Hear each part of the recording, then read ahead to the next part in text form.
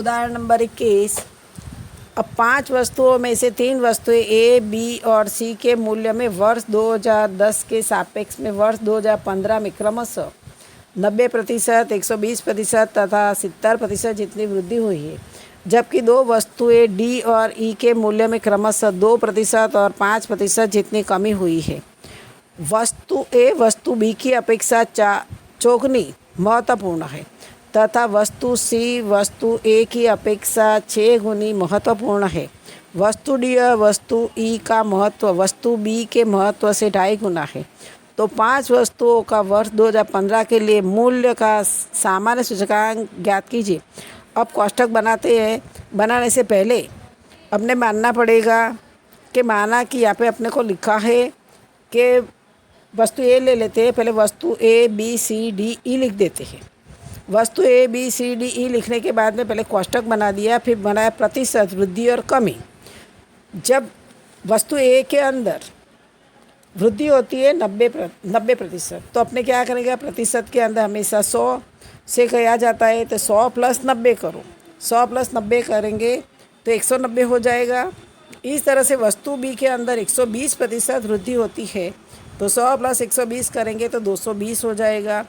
इस तरह से वस्तु सी में 70% वृद्धि होती है, तो 100 + 70 करेंगे तो 170 हो जाएगा।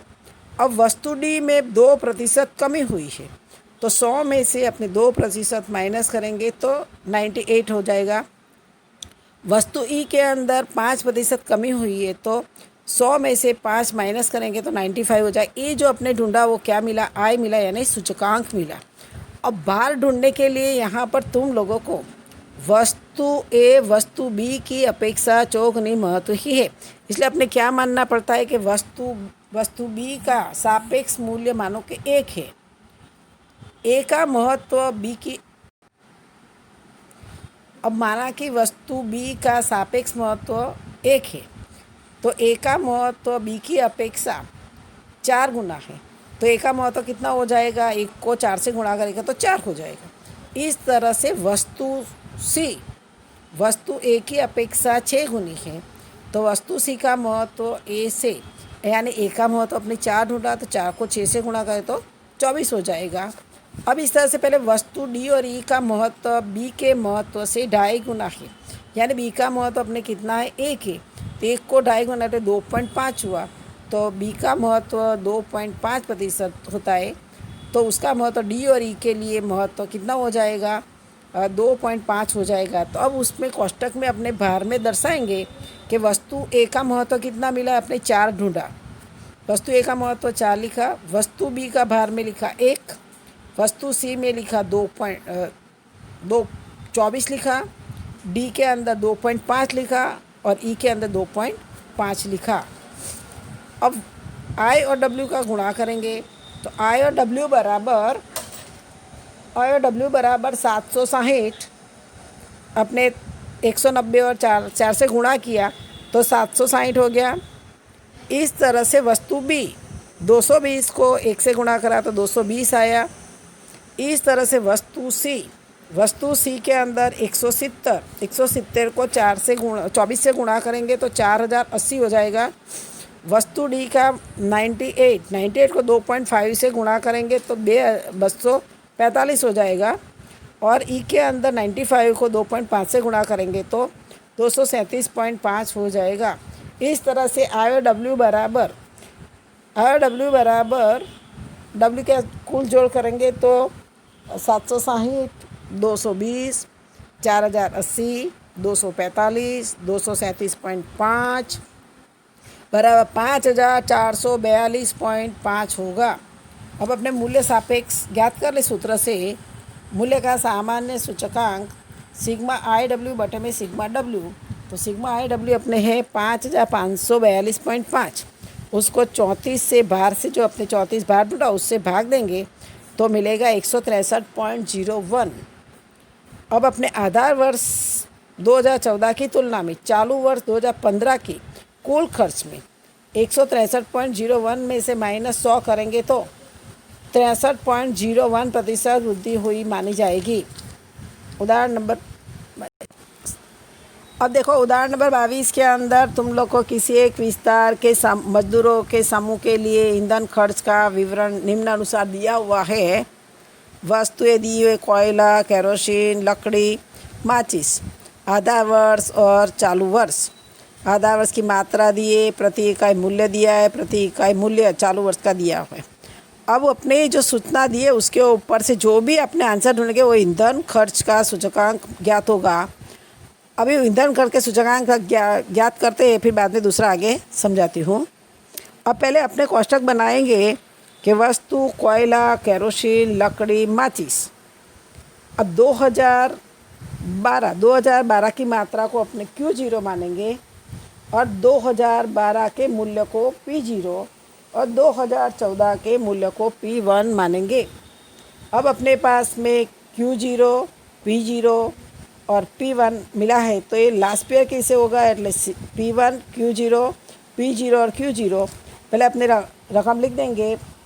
आधा वर्ष के मात्रा के अंदर कोयला में 5, केरोसिन में 20, लकड़ी में 5, माचिस में 10 और P0 में लिख देंगे कोयला में 25, केरोसिन में 40, लकड़ी में 22, माचिस में 0.90।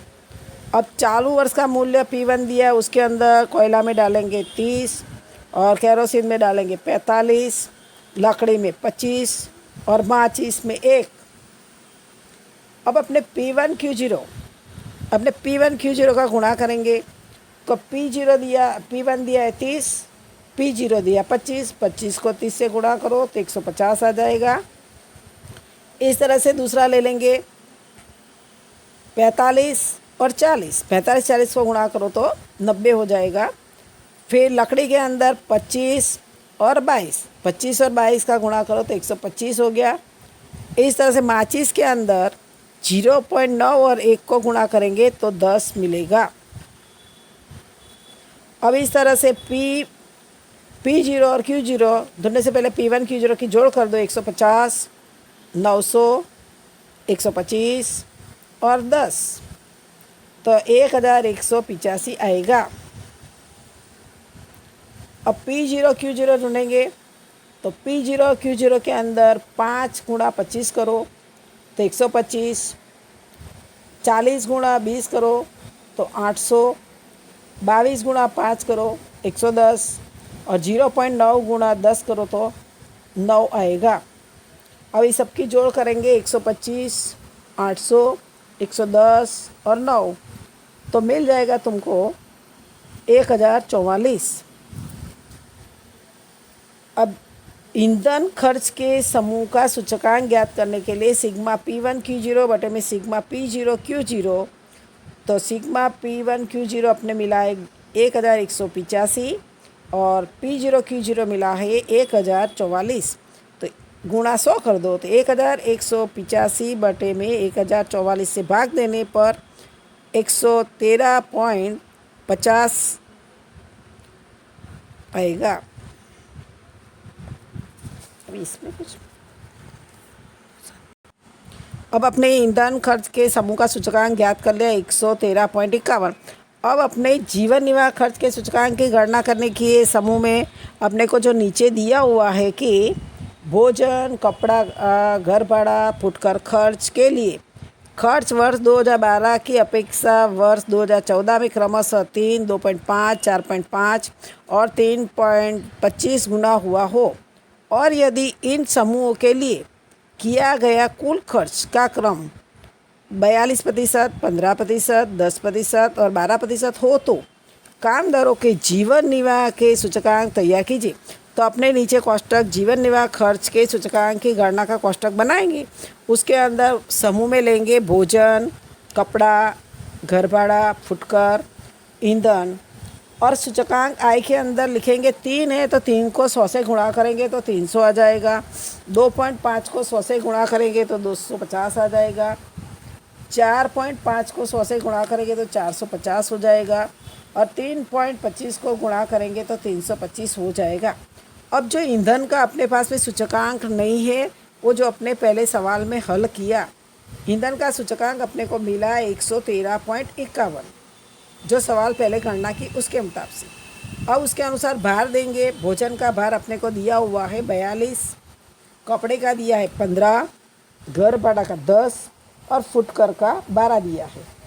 अब अपने ईंधन का भार नहीं दिया है। अब ईंधन का भार नहीं दिया है तो अपने 100 पैसे प्रतिशत पे जाते, 100 ऊपर से जाता है तो अपने पहले 42, 15, 10 और 12 की जोड़ करने पर जो आए उसके आंसर में से माइनस करोगे तो तुमको 21 मिलेगा। जो मिलेगा वो क्या मिलेगा? ईंधन का भार मिलेगा जो 21। अब अपने आई और डब्ल्यू ज्ञात करेंगे। आई और डब्ल्यू भोजन के लिए 300 गुणा 42 तो 12,600, कपड़े का 250 गुणा 15 तो 3,750, घर भाड़ा का 450 गुणा 10 तो 4,500, फुटकर खर्च 325 गुणा 12 तो 3,900, ईंधन का 113.51 गुणा 21 तो 2,383.71। अब कुल टोटल कर देंगे तो कितनी आएगी? 27,133.71 और भार 200 है। तो अपने जीवन निर्वाह खर्च का सूचकांक ज्ञात करने का सूत्र है सिग्मा आई डब्ल्यू बटे में सिग्मा डब्ल्यू। तो सिग्मा आई डब्ल्यू दिया है 27,133.71 बटे में 100 तो 271.34 आएगा आंसर। अब उदाहरण नंबर 23 के अंदर देखेंगे कि एक शहर के मजदूर वर्ग का औसत मासिक वेतन एवं जीवन निर्वाह खर्च के सूचकांक विषयक निम्न सूचना से उसके वास्तविक वेतन की गणना कीजिए। वर्ष 2001 को आधा वर्ष गिनकर वर्ष 2015 के लिए मुद्रा की क्रय शक्ति ज्ञात कीजिए तथा इस परिणाम का महत्व क्या है वह बताइए। अपने पहले वर्ष लिख देंगे। वर्ष 2010, 2011, 2012, 2013, 2014, 2015। अब अपने को दिया है औसत मासिक वेतन। जो औसत मासिक वेतन लिखा है वो लिख दो। 2010 में 15,000, 2011 में 15,600, 2012 में 16,200, 2013 में 17,000, 2014 में 18,000, 2015 में 20,000। अब तुम लोग को लिखा है जीवन निर्वाह खर्च का सूचकांक। जो जीवन निर्वाह खर्च का सूचकांक लिखा है 2010 का 192, 2011 का 203, 2012 का 228, 2013 का 268, 2014 का 270, 2015 का 287। अब अपने जीवन वास्तविक वेतन ज्ञात करना हो तो वास्तविक वेतन का सूत्र है औसत मासिक वेतन बटे में जीवन निर्वाह खर्च का सूचकांक गुणा 100। तो अपने सवाल के अंदर देखेंगे 2010 में औसत मासिक वेतन कितना दिया है? 15,000 और जीवन निर्वाह खर्च का सूचकांक 192 दिया है।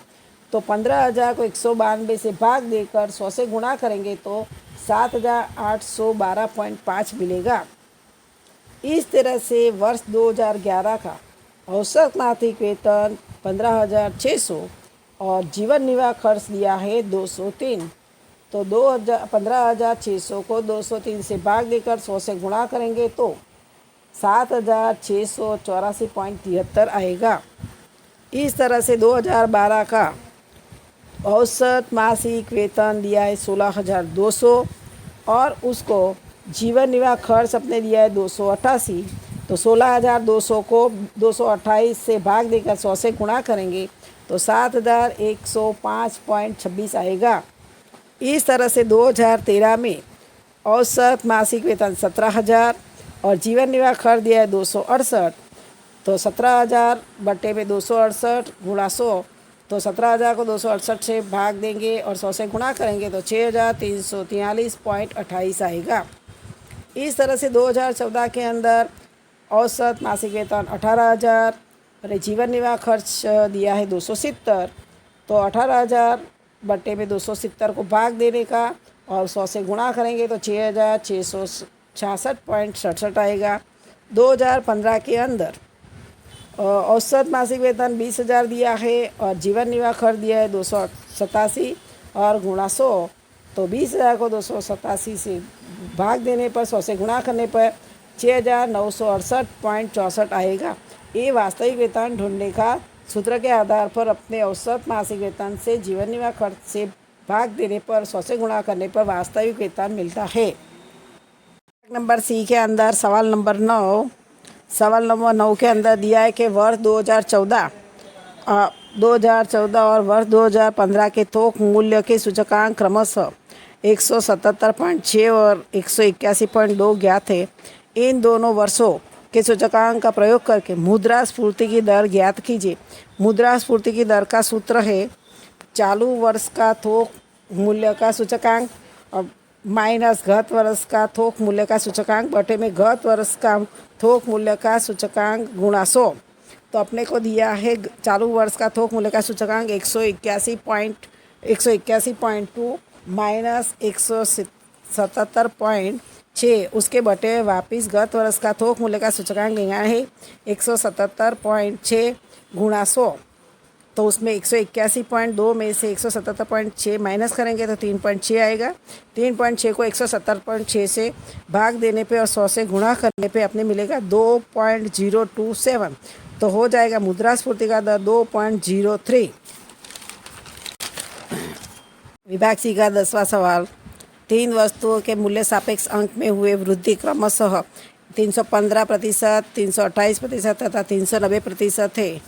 यदि इन वस्तुओं के महत्व का अनुपात 5:7:8 हो तो मूल्य का सामान्य सूचकांक ज्ञात कीजिए। वस्तु दी हुई है, वस्तु ए, उसको वस्तु ए बी सी, वस्तु ना दी हो तो अपने वस्तु ए बी सी लिख सकते हैं। और मूल्य सापेक्ष आई दिया हुआ है कि आई के अंदर 315% दिया है तो उसके अंदर 100 जोड़ेंगे तो 415% हो जाएगा वस्तु ए का आई। वस्तु बी के अंदर 328% है तो उसके अंदर 100 जोड़ेंगे तो 428 हो जाएगा जो आई मिला। और वस्तु सी के अंदर 390% बोला है, उसके अंदर 100 जोड़ेंगे तो 490 हो जाएगा जो आई अपने को मिला। अब भारांक अपने को दिया हुआ है अनुपात में 5, 7 और 8। तो वस्तु ए का भार 5 देंगे, वस्तु बी का भार 7 देंगे, वस्तु सी का भार 8 देंगे। अब भारांक की जोड़ कर देंगे 5, 7 और 8 को तो 20 हो जाएगा। अब तुम लोग आई और डब्ल्यू का गुणा करो। वस्तु ए के अंदर आई 415 दिया है, डब्ल्यू दिया है 5, तो 415 को 5 से गुणा करो तो 2075 होगा। इस तरह से वस्तु बी के अंदर आई दिया है 428 और डब्ल्यू दिया है 7, तो 428 को 7 से गुणा करेंगे तो 2996 हो जाएगा। वस्तु सी के अंदर आई दिया है 490 और डब्ल्यू दिया है 8, तो 490 को 8 से गुणा करेंगे तो 3920 हो जाएगा। अब आई और डब्ल्यू, ए बी और सी तीनों की जोड़ करेंगे 2075, 2996, 3920 तो कुल मिलेगा 8991। अब मूल्य सापेक्ष ढूंढने के लिए सिग्मा आई डब्ल्यू बटे में सिग्मा डब्ल्यू, तो सिग्मा आई डब्ल्यू अपने को मिला है 8991 बटे में डब्ल्यू मिला है 20। तो 8991 को 20 से भाग देंगे तो 449.55 आएगा। अब उदाहरण नंबर 11, यदि वर्ष 2014 के लिए एक वर्ग के परिवार का खर्च पात्र औसत आय 25,000 रुपया हो और यदि उस वर्ग का वर्ष 2014 के आधार पर वर्ष 2016 के लिए जीवन निर्वाह खर्च का सूचकांक 120 हो तो वर्ष 2016 के लिए इस वर्ग के परिवार की खर्च पात्र औसत आय का अनुमान कीजिए। तो औसत व्यय पात्र मासिक आय ढूंढने के लिए अपने 2000 जो 14 दिया है उसके अंदर तुम लोगों को औसत आय दी है 25,000 प्लस 25,000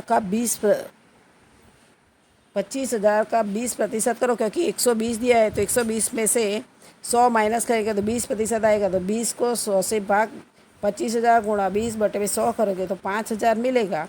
तो 25,000 के अंदर 5,000 जोड़ेगा तो 30,000 आएगा जो औसत व्यय पात्र मासिक आय होगी। अब अपने 2016 में परिवार की औसत खर्च पात्र आय 30,000 रुपया होनी चाहिए। अब सवाल नंबर 12 के अंदर एक वस्तु का उत्पादन खर्च एक मजदूर का वर्ष 2015 में मासिक औसत आय ₹16,000 थी और वर्ष 2016 में बढ़कर 20,000 हुई। वर्ष 2015 की तुलना में वर्ष 2016 के लिए आय का सूचकांक ज्ञात कीजिए। आय का सूचकांक ज्ञात करने के लिए अपने को I बराबर P1/P0 गुणा 100 करना है। तो अपने पास में P1 दिया है 20,000 और P0 दिया है 16,000। तो 20,000 को 16,000 से भाग देकर 100 से गुणा करने पर 125 आएगा, जो 2016 के लिए आय का सूचकांक मिलेगा। अब सवाल नंबर 13 के अंदर एक वस्तु का उत्पादन वर्ष 2016 में आधा वर्ष की अपेक्षा 9/5 गुना बड़ा हो तो वर्ष 2016 के लिए उत्पादन का मूल्य सूचकांक ज्ञात कीजिए। तो वर्ष 2016 का उत्पादन 1 + 9/5 करो। माना कि उत्पादन 1 है तो उसका 9/5 गुना करेंगे तो 1 + 9/5, 1 के बटे में हर में 1 डालेंगे तो हर समान करने के लिए 5 से गुणा करेंगे, तो ऊपर भी 5 से गुणा करो तो 5 + 9 बटे में 5 हो जाएगा, तो 14/5 मिलेगा। अब वर्ष 2016 के वर्ष का उत्पादन सूचकांक ज्ञात करने के लिए 100 को 14/5 से गुणा करने पर 280 रुपया आएगा। अब विभाग सी का 14वां सवाल, यदि IL बराबर 221.5 और IF बराबर 222 हो तो IP ज्ञात करना है। तो सूत्र पता है कि फिशर का सूत्र IF बराबर वर्गमूल में IL गुणा IP। अब अपने IF दिया हुआ है 222, तो IF बराबर 222 और वर्गमूल में IL दिया है 221, तो IL 221 गुण 21.5 गुणा IP। अब अपने वर्गमूल हटाने के लिए 222 को वर्ग 2 कर देंगे और 221.5 गुणा IP यानी वर्गमूल हट जाएगा। तो 222 को 2 बार करेंगे तो 49,284 आएगा और 49,284 को 221.5 से भाग दो तो 222.5 आएगा, जो IP मिला यानी कि 5 से मिला। ये चैप्टर पूरा हो गया है। अब उसका स्वाध्याय के सवाल A, B, C, D, E और F तक के सवाल पूर्ण करना है होमवर्क में।